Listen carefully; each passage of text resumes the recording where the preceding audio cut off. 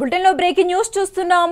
పరీక్షలో తేలిన డాక్టర్ నమ్రత భాగోతం బయటపడింది. సృష్టి కేసులో ఓ శిశువు అనాథగా మారింది. ప్రస్తుతం అమీర్పేట్ శిశు విహార్లో శిశువు ఉన్నట్లు సమాచారం.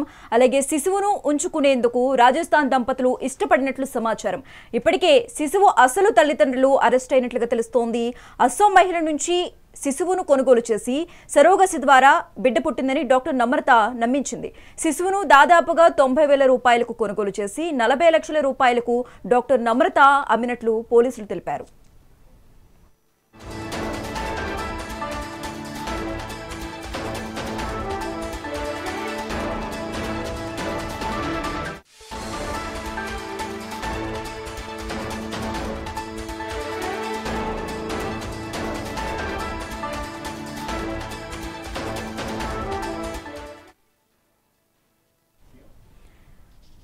DNA పరీక్షలో తేలిన డాక్టర్ నమ్రత భాగోతం బయటపడింది. సృష్టి కేసులో ఓ శిశువు అనాథగా మారింది.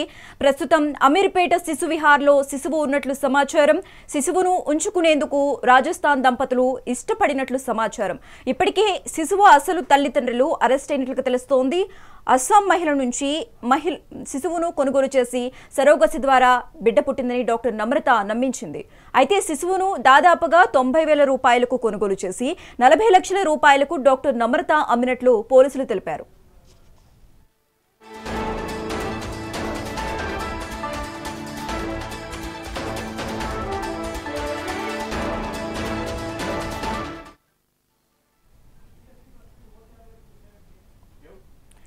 రైట్. DNA పరీక్షలో తేలిన డాక్టర్ నమ్రత భాగోతం బయటపడినట్లు తెలుస్తోంది. ఒక్కొక్కటిగా డాక్టర్ నమ్రత భాగోతం బయటపడుతోంది. అలాగే సృష్టి కేసులో ఓ శిశువు అనాథగా మారింది. ఇది ఒక రకంగా చూసుకుంటే చాలా బాధాకరమైన విషయం. ప్రస్తుతం అమీర్పేట శిశు విహార్లో శిశువు ఉన్నట్లుగా తెలుస్తోంది. ఇక ఇదే అంశానికి సంబంధించి మోర్ అప్డేట్స్ మా ప్రతినిధి హారిక న్యూస్ రూమ్ నుంచి లైవ్ ద్వారా అందిస్తారు. హారిక,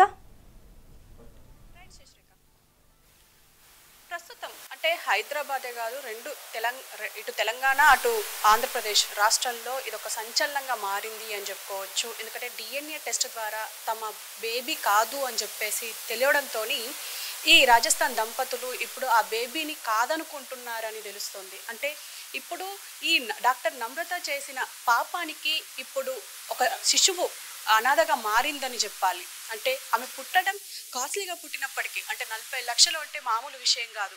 అలాంటిది ఇప్పుడు 90,000కు ఆ అస్సాం దంపతుల దగ్గర కొనుగోలు చేయడం, పైగా ఇప్పుడు వాళ్లకు 90,000 ఇచ్చి వీళ్ళు 40 లక్షలు తీసుకోవడమే కాకుండా ఇంకో పక్క ఇప్పుడు బేబీ అటు తల్లిదండ్రులకు ఇటు కాకుండా ఇటు పెంచే తల్లిదండ్రులకు, అంటే ఎవరికైతే అమ్మబడినరో వాళ్ళు కాదనడంతో ఇప్పుడు ఆ బేబీ ఇప్పుడు అనాథగా మారింది అని చెప్పుకోవాలి. ప్రస్తుతం హైదరాబాద్లోని అమీర్పేట్లో శిశు విహార్లో ఇప్పుడు ఆ బేబీ ఉంది. అంటే ఇప్పుడు మనం ఖచ్చితంగా డాక్టర్ నమ్రత గురించి మాట్లాడుకుంటే మాత్రం తవ్వే కొద్దీ ఈమె క్రైమ్లు చాలా బయటపడుతున్నాయని చెప్పుకోవాలి. ముఖ్యంగా ఒక పక్క ఇటు డబ్బుల కోసం అంటే ఎవరైతే బిడ్డ కోసం వస్తున్నారో, IVF ట్రీట్మెంట్ కోసం వస్తున్నారో వాళ్లకు ఖచ్చితంగా మీకు సరోగసి ద్వారా పిల్లలు వస్తారు అని చెప్పి వాళ్ళని మభ్యపెట్టడం, వాళ్ళ దగ్గర నుంచి 30 నుంచి 50 లక్షల వరకు దండుకోవడం, ఇదే క్రైమ్ అనుకుంటే అసలు దానికి ఒప్పుకోని వాళ్ళను కూడా భయపెట్టే విధంగా ఎవరైతే తన సన్ ఉన్నారో అడ్వకేట్గా ఉన్నారు, అయితే అతను కూడా వీళ్ళని భయపెట్టారు చాలా మందిని అని చెప్పేసి అంటున్నారు. అయితే వీళ్ళ దగ్గర నుంచి తీసుకున్న రిజిస్టర్లలో దాదాపు 30 మందికి పైగా వీళ్లకు సరోగసి ద్వారా బిడ్డనిస్తామని చెప్పేసి డబ్బులు తీసుకున్నారు అని చెప్పేసి పోలీసులు ఇప్పటికే గుర్తించారు. ఇంకో పక్క DMHO అలాగే ఆరోగ్య శాఖ కూడా దీనిపైన దృష్టి పెట్టింది అని చెప్పాలి. ఎక్కడైతే ఈ IVF సెంటర్లు ఉన్నాయో వాటిపైన దృష్టి పెట్టడమే కాకుండా ఎక్కడైనా స్పర్మ్ బ్యాంక్ ఉందా, ఆ బ్యాంకులు ఉంటే ఆ బ్యాంకుల మీద రైడ్స్ చేయడం, ఇప్పటికే చాలా మందిని అరెస్ట్ కూడా చేశారు. సికింద్రాబాద్లో కావచ్చు, ఇటు మారేడుపల్లిలో కావచ్చు. అయితే దీనికి సంబంధించి అంటే ఇటు డాక్టర్ నమ్రత చేయడంతో ఇప్పుడు మొత్తం డాక్టర్ వృత్తికే కలంకం సృష్టించారు అని చెప్పుకోవాలి. ఎందుకంటే ఏ విషయానికి వచ్చినా, అంటే జలుబు వచ్చినా, దగ్గు వచ్చినా, లేకపోతే ఏదైనా ఆరోగ్య సమస్య వచ్చినా ఖచ్చితంగా దేవుడి కన్నా ముందు డాక్టర్కే నమస్తే మొక్కి మరి డబ్బులు ఎంత ఖర్చు అయినా సరే ఖర్చు పెట్టడానికైనా వెనకాడనిది ఒక ఆరోగ్యం విషయంలోనే. అలాంటిది ఇప్పుడు అదే బిజినెస్గా చేసుకున్నారు అని చెప్పుకోవాలి. ముఖ్యంగా పిల్లలు లేని వాళ్లకు ఇదొక మంచి అవకాశం అని అనుకుంటారు. ఎందుకంటే IVF ద్వారా పిల్లల్ని కనొచ్చు అని చెప్పేసి అనుకున్న ఇప్పుడు భార్యాభర్తలకి ఇది ఒక భయంకరమైన సంఘటన అని చెప్పాలి. అయితే మరి చూడాలి, మరి ఇప్పుడు బేబీ అయితే అమీర్పేట్లో శిశువిహార్లో ఉన్నారు అని తెలుస్తుంది. ఇంకో పక్క ఎవరైతే అస్సాం దంపతులు 90,000 తీసుకొని వాళ్ళ బేబీని ఇచ్చారో వాళ్ళు కూడా ఇప్పుడు జైల్లో ఉన్నారు. ఇంకో పక్క ఈ రాజస్థాన్ దంపతులు ఎవరైతే సోనాలి ఆమె భర్త ఉన్నారో ఈ బేబీని వద్దు అని అనుకున్నందుకు ఇప్పుడు శిశువిహార్లో ఉంటుంది. ఆ బేబీ ఇప్పుడు అనాథగా మారిందని చెప్పాలి. సో మరి నెక్స్ట్ ఇంకా ఏం అప్డేట్స్ వస్తాయో ఖచ్చితంగా ఎదురు చూడాల్సింది. ఎందుకంటే రోజు రోజుకు వచ్చి ఇప్పటి నుంచి వారం రోజులుగా ఇదే నడుస్తుంది. ఇందులో ముఖ్యంగా రోజు రోజుకు ఏదో ఒక అప్డేట్ వస్తూనే ఉంది. అంటే ఆమె చేసిన అరాచకాలు కావచ్చు, ఎందుకంటే ముఖ్యంగా ఇక్కడే కాకుండా ఒక పక్క ఆమె డాక్టర్ సర్టిఫికేట్ లేకపోయినా, ఆమె డాక్టర్ లైసెన్స్ క్యాన్సిల్ అయినా సరే ఇవి నడపడం వెనక ఇదే పెద్ద క్రైమ్. అలాంటిది ఇప్పుడు ఒక పక్క విజయవాడ, విశాఖపట్నం, ఇటు హైదరాబాద్లో అంటే ఎక్కడికి ఏ పేషెంట్ వస్తే అక్కడి నుంచి, ఒకవేళ హైదరాబాద్కి వస్తే ఇక్కడి నుంచి వైజాగ్ పంపడం, వైజాగ్లో పేషెంట్ వస్తే హైదరాబాద్ పంపడం, ఒకవేళ విజయవాడలో వస్తే విశాఖపట్నం పంపడం, ఇలా మొత్తానికి తిప్పుతూ వాళ్ళ దగ్గర స్పర్మ్ తీసుకోవడం, అలాగే ఎగ్స్ తీసుకోవడం, ఇంకో దగ్గర ఇంక్యుబేట్ చేస్తున్నామని చెప్పడం, అక్కడ అండాన్ని డెవలప్ చేసి సరోగసి ద్వారా మీకు బిడ్డ వస్తుంది అని చెప్పడం.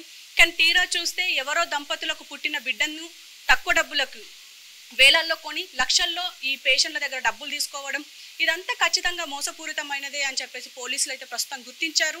మరి చూడాలి, దాదాపు ఇప్పుడైతే 8 మందిని అయితే అరెస్ట్ చేశారు. ఇటు డాక్టర్ నమ్రతతో పాటు కోఆర్డినేటర్ కళ్యాణి, అలాగే ఇంకా సిబ్బంది కూడా ఉన్నారు. అందులో టెక్నీషియన్స్ కావచ్చు, సిస్టర్స్ కావచ్చు, వాళ్ళందరినీ అరెస్ట్ చేశారు.